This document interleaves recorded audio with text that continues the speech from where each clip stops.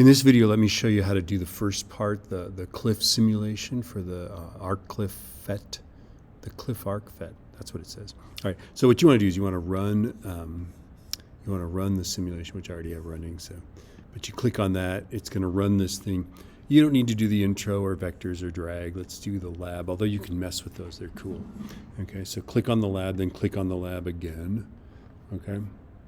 And then let's take a look at the directions here. It says drag the platform up to some height, like 10 meters, right? And remember, if you're working in groups, you need your work to be different from everybody else's. I don't want you copying someone's work. Okay, so it's okay to work together, show each other how to do the calculations, but I want every man, woman, and child to do their very own calculations at their very own heights.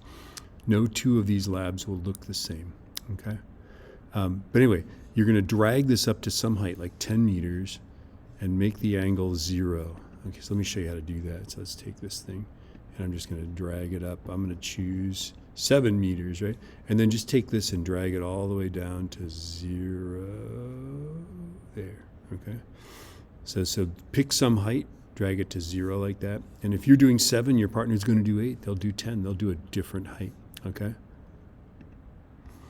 And then it says choose a launch speed by dragging the initial speed selector. Do not launch the projectile yet, because we want to surprise people, right?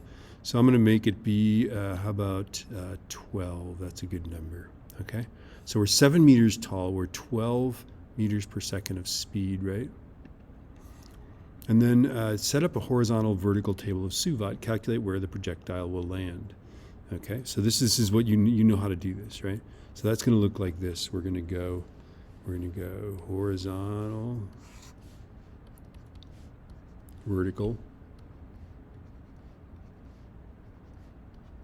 Right now we chose a velocity of 12 meters per second, right? So that's going to be 12. That's going to be 0. This is going to be horizontally what we want to find out, right? Okay, and then vertically SUVAT. This is going to be negative 9.81. This will be 0, right? Because we chose 0 degrees as the launch angle, right? Okay.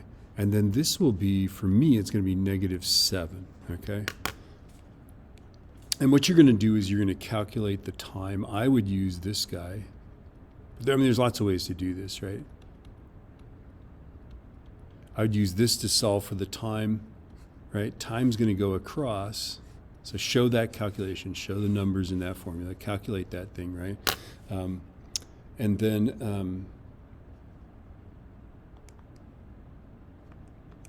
what you're going to do is you're going to use that time, and on this side, all we ever do is just S equals UT, right? Now I'm just going to totally guess, because I have no idea. I'm way too lazy to do this. I'm just going to guess that maybe it would land at about 14.3 meters, right? Okay.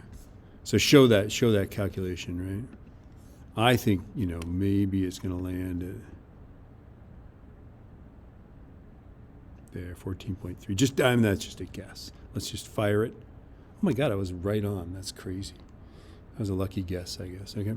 So let's take a look at that, right? Drag it to where it will land. Hit the fire button. Launch the projectile. Feel rewarded by the 3 stars that briefly appear.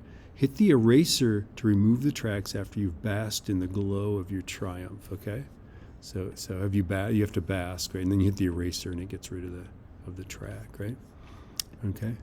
Now move the target either farther or nearer and calculate using another table what the initial launch velocity must be to hit your target. So this is going to kind of be the reverse of what we just did, okay? So I'm going to move the target farther away.